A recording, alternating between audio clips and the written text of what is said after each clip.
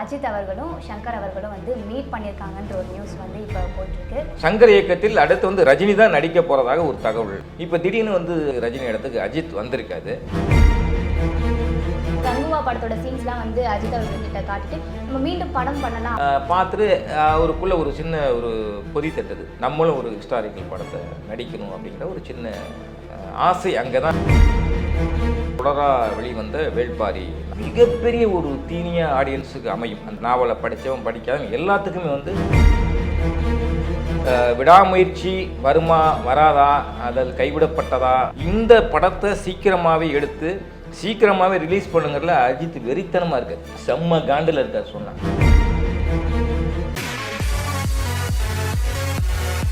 Friday facts நேயர்களுக்கு வணக்கம். நான் உங்கள் விஜய் நதியா. இன்னைக்கு நம்ம கூட யார் இணைஞ்சிருக்காங்க அப்படின்னு பார்த்தீங்கன்னா மூத்த பத்திரிகையாளர் தஞ்சை அமலன் அவர்கள். வணக்கம் ஐயா. வணக்கம். அஜித் அவர்களும் சங்கர் அவர்களும் வந்து மீட் பண்ணியிருக்காங்கன்ற ஒரு நியூஸ் வந்து இப்போ போயிட்டு இருக்கு. ஒருவேளை ரெண்டு பேரும் வந்து படம் பண்றதுக்காக தான் இந்த மீட்டிங் இருக்குமா, இல்லை ஒரு கேஷுவல் மீட்டிங் இருக்குமா? ஏன்னா நம்ம சங்கர் அவர்கள் வந்து வேள்பாரி என்ற ஒரு கதை எடுக்க போறாரு, அதனால தான் அஜித் அவர்களை வந்து நடிக்க வைக்க போறாங்க அப்படின்ற ஒரு விஷயமும் போயிட்டு இருக்கு. ஸோ இது எந்த அளவுக்கு உண்மை? ஏற்கனவே நான் ஒரு சில பேட்டிகளில் சொல்லியிருக்கேன். நான் அஜித் ரஜினி இணைந்து வேள்பாரி படத்தை கொடுக்க போகிறாங்க அப்படின்னு சொல்லியிருக்கேன். ஆனால் இப்போ ஒரு 2 தினங்களாக சங்கர் இயக்கத்தில் அஜித் நடிக்க போகிறாரு, அது வேள்பாரி தான் அப்படிங்கிற மாதிரி ஒரு தகவல் ஓடிக்கிட்டு இருக்கு. அஜித்துக்கு நிறைய வேலைகள் இருக்குது, சங்கருக்கு நிறைய வேலைகள் இருக்குது, போஸ்ட் ப்ரொடக்ஷன் அந்த இந்த வேலை. அப்படி இருக்கும்போது 2 பேரும் சந்திக்கிறதுக்கான வாய்ப்பு இருந்திருக்குமா, அதுக்கான முகாந்திரம் என்ன அப்படிங்கிறது எனக்கு ஒரு சந்தேகம் இருக்குது. அப்படி இருக்கும்போது அவங்க சந்திச்சாங்களா, அது உண்மையாங்கிறது எனக்கு தெரியல. எனக்கு தெரிஞ்சு 2 பேரும் சேர்ந்து படம் பண்ணுவாங்களா அப்படிங்க பண்ணால் இந்த காம்பினேஷன் நல்லா தான் இருக்கும், ஒர்க் அவுட் ஆகும், ஒரு பெரிய எதிர்பார்ப்பை ஏற்படுத்தும். சங்கர் இயக்கத்தில் அடுத்து வந்து ரஜினி தான் நடிக்க போகிறதாக ஒரு தகவல் உண்மை அப்படிங்கிற மாதிரி நான் கேள்விப்பட்டேன். இப்போ திடீர்னு வந்து அந்த இடத்துக்கு ரஜினி இடத்துக்கு அஜித் வந்திருக்காது. அது வந்து சு வெங்கடேசன் எழுதி ஆனந்த படங்களில் தொடரா வெளிவந்த வேள்பாரி நாவல். அந்த நாவலை படித்தவங்களுக்கு தெரியும், அந்த நாவலுக்குனே ஒரு பெரிய வாசகர் வட்டமே இருந்தது.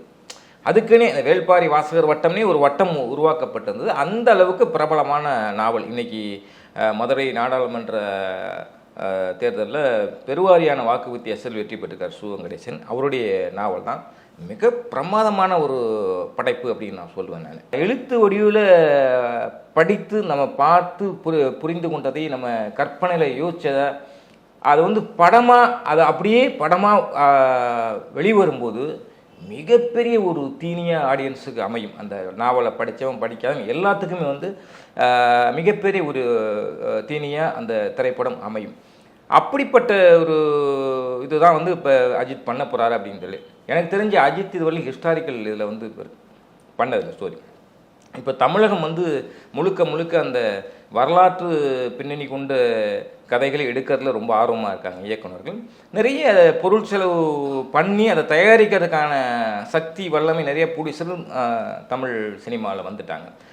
அப்படி இருக்கும்போது இந்த ப்ராஜெக்ட் உருப்பெறும்போது சங்கர் இயக்கத்தில் அஜித், சங்கர் இயக்கத்தில் ரஜினி, அந்த 2 காம்பினேஷன் நீங்கள் நினச்சி பார்த்தீங்கன்னாக்கா அஜித்தை விட பெட்டராக ரஜினி இருப்பார் அப்படிங்கிறது என்னுடைய கருத்து. ஏன்னா அந்த மன்னன் வேடம், அதுக்காக வந்து அஜித்தையும் நான் குறைவாக மதிப்பிடலை. இந்த வணிக ரீதியான விஷயம், இந்தியா ஃபுல்லாக உள்ள அந்த வணிக ரீதியான விஷயத்தில் ரஜினி பெட்ரு. இது ஏற்கனவே சூர்யா நடிக்கிற மாதிரி இருந்தது. சங்கர் இயக்கத்தில் சூர்யா நடிக்க போகிற மாதிரி ஒரு தகவல் இருந்தது. அது மாதிரி தான் இல்லை இவங்க பண்ண போகிறாங்க அப்படிங்கிறது. இப்போ வந்து அஜித்தா மாதிரி இருக்குது. அஜித் ரஜினி யார் நடித்தாலும் நல்லாயிருக்கும். ரொம்ப அற்புதமான கதை அது. வேள்பாரி படிச்சிருந்தீங்கன்னா உங்களுக்கு தெரியும். இது எனக்கு தெரிஞ்சு இப்போ இந்த நிமிஷம் வரலையும் ரஜினிகாந்த் அப்படிங்கிறது தான் எனக்கு வந்து ஒரு தகவல் இருக்குது. அஜித் ஒரு வேளை மாற்றப்பட்டால் அவர் மாதிரி வந்தாக்கா, ஏன்னா அடுத்த லைனப்பும் ரஜினிக்கும் இருக்குது, அஜித்துக்கும் இருக்குது. அப்படி இருக்கப்போ 2 பேருமே பெட்டர் சாய்ஸ் தான். வணிக ரீதியாக பார்த்தா ரஜினி வந்து பெஸ்ட் அப்படின்னு சொல்லணும். இந்தியா லெவலில் வணிகம் பண்ணால் பெஸ்ட்டுன்னு ரஜினி சொல்லுவேன். பார்ப்போம், அது அவங்க அஃபிஷியலாக வந்து அனௌன்ஸ் பண்ணுறப்ப தான் எது உண்மை அப்படிங்கிறது நம்மளுக்கு தெரிய வரும். ஓகே சார், இந்த வேள்பாரி இதுக்கு வந்து ரஜினி அவர்கள் தான் பெஸ்ட்டுன்னு சொல்கிறீங்க. ஸோ ஒருவேளை அஜித் அவர்கள் வந்து கன்ஃபார்ம் ஆகிட்டாங்க அப்படின்னும் போது அந்த கேரக்டரில் அவர் வந்து இன்வால்வ் ஆகிறார். ஸோ இது எந்த அளவுக்கு மக்கள்கிட்ட ரீச் ஆகும்? கண்டிப்பாக அதான் சொல்கிறேன். இந்த அரச வேடத்தில் எனக்கு எம்ஜிஆர் ரொம்ப பிடிக்கும். எம்ஜிஆர் பிடிக்காத ரசிகனே இருக்க மாட்டான். சிவாஜி மிகப்பெரிய நடிப்பு திலகம், நடிப்பு ஜாம்பா, சக்கரவர்த்தி அவர். ஆனால் இந்த அரச வேடத்தில் மிக பொருத்தமாக எனக்கு சிவாஜியை விட வந்து ரொம்ப ரசித்தது வந்து எம்ஜிஆர். அது மாதிரி அடுத்த எம்ஜிஆர்னு வந்து அஜித்தை சொல்கிறேன். அப்படி இருக்கப்போ அவர் அந்த மாதிரி வேஷத்தில் நடித்தது ஒரு சில படங்களில் ஒரு சில பாடல்களில் அந்த மாதிரி வந்திருக்காரு. அந்த மாதிரி காஸ்டியூம் உடைகள் அமைஞ்சிருக்கு அஜித்துக்கு. அந்த மாதிரி முழுக்க ஒரு பாரியாக வந்து அவர் இருந்தார்னா எப்படி இருக்கும் அப்படின்னு கற்பனை பண்ணி பார்த்தா நல்லா இருக்குது, அருமையாக இருக்கும். அவர் தோற்றத்துக்கு நடித்தார்னா நல்லாவே இருக்கும், நல்லாவே அமையும். பட் அவர் தான் பண்ண போகிறாரா அப்படிங்கிறது எனக்கு தெரியல. நடித்தா உண்மையிலே மிகச்சிறப்பாக இருக்கும். எப்படி எம்ஜிஆரை வந்து ஒரு அரசராக மன்னனாக நம்ம பார்த்தோமோ உண்மையாக, அது வந்து அஜித் நடிக்கிறப்போ கண்டிப்பாக வந்து பாரியாக நம்ம தரிசிப்போம், வரவேற்போம், கண்டிப்பாக நல்லா ரசிப்போம். இப்போ அஜித் அவர்களுக்கு வந்து 2 படங்கள் வந்து பெண்டிங்கில் இருக்குது. முதல்ல பார்த்தீங்கன்னா விடாமுயற்சி, 2வது குட் பேட் அக்லி. நான் ஃபஸ்ட்டு குட் பேட் அக்லி கிட்ட வந்துடுறேன். இப்போ அந்த படத்தோட அப்டேட்ஸ் ஏதாவது இருக்குங்க? குட் பேட் அக்லியா? எஸ். அது வந்து பெரும்பாலும் வந்து வெளிநாட்டில் தான் நடக்க போகுது, மலேசியா, சிங்கப்பூர் போன்ற நாட்டுகள். ஏன்னா நீங்கள் அந்த குட் பேட் அக்லியோடைய அந்த டைட்டில் வடிவமைப்பு, அந்த டிசைனில், அந்த போஸ்டர் டிசைனில் உள்ள வடிவமைப்புலாம் பார்த்தீங்கன்னா ஒரு டிராகனோட இது இதாக அப்படி இருக்கப்போ எனக்கு மலேசியா, சிங்கப்பூர் இது மாதிரி இல்லை அதை ஒட்டிய நாடுகளில் வந்து படப்பிடிப்பு இப்போ இது அவருக்கு என்ன தொடர்ந்து இந்த வெளிநாட்டிலே படப்பிடிப்பாக இருக்குது அஜித்தோட படம். இது வந்து அசர்பைசான் போன்ற நாடுகளில் நடந்தது இது விடாமுயற்சி. இப்போ இந்த படமும் வந்து களம் வந்து அங்கேயே மாறுது. ஒருவேளை அவர் ட்ராவலிங் காதலனாக இருக்கிறதுனால அப்படி தேர்ந்தெடுக்கிறாரா என்னன்னு தெரியல.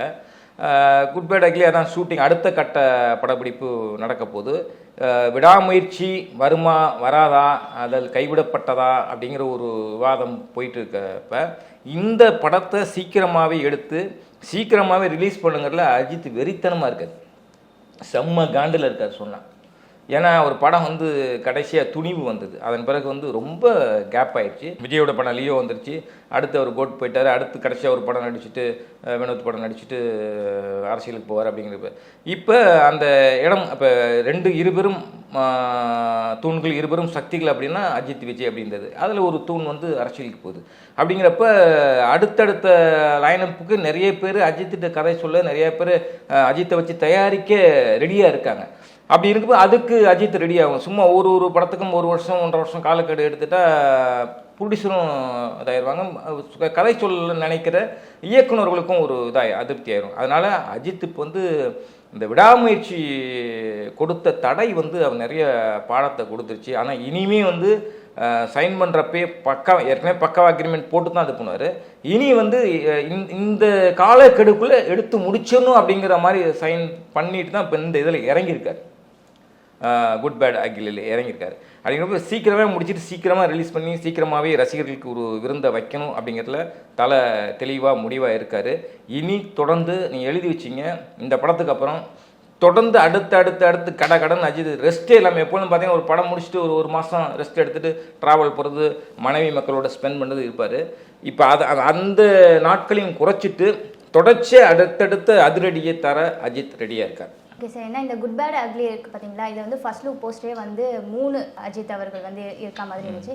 ஸோ ஆதிக் ரவிச்சந்திரன் வந்து தலையை எந்த அளவுக்கு காட்ட போகிறாரு? ஏன்னா ஒரு கேங்ஸ்டர் தான் சொல்கிறாங்க, ஒரு எமோஷ்னல் லவ் அந்த மாதிரி எதுவுமே இருக்காதுங்களா இந்த படத்தில்? கண்டிப்பாக எமோஷனல் இருக்கும், எமோஷனல் இல்லாமல் இருக்காது.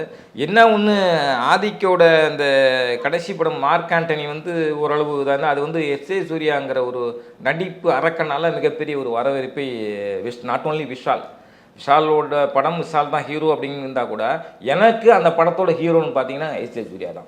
ஏன்னா அப்புறம் தான் அந்த அப்பம்மையன் கேரக்டராக வந்து அடித்து பிரித்து மேய்ஞ்சார். அப்படி ரசிகர் அந்த சில்க் சிமிதா வர அந்த பஸ் அந்த சீக்வன்ஸ்லாம் பார்த்தீங்கன்னா அப்படி கொண்டாடினாங்க ரசிகர்கள். அதனால் அப்படி ஆதிக்கு வந்து அந்த படத்துலலாம் எனக்கு ஆதிக்கு வந்து பிடிச்சிது மார்க் ஆண்டனி. அதுக்கு முன்பு என்ன படங்கள் எடுத்தார்னு உங்களுக்கு தெரியும், எப்படியான காட்சிகள் வச்சான்னு தெரியும். அதனால் இந்த ஆதிக்கு வந்து இது வந்து அஜித்தோட படம், கொஞ்சம் பொறுப்பாகவும் இருக்கணும். இவர் வந்து ரொம்ப வன்முறையும் ரொம்ப கவர்ச்சியும் விரும்ப மாட்டார் அஜித்.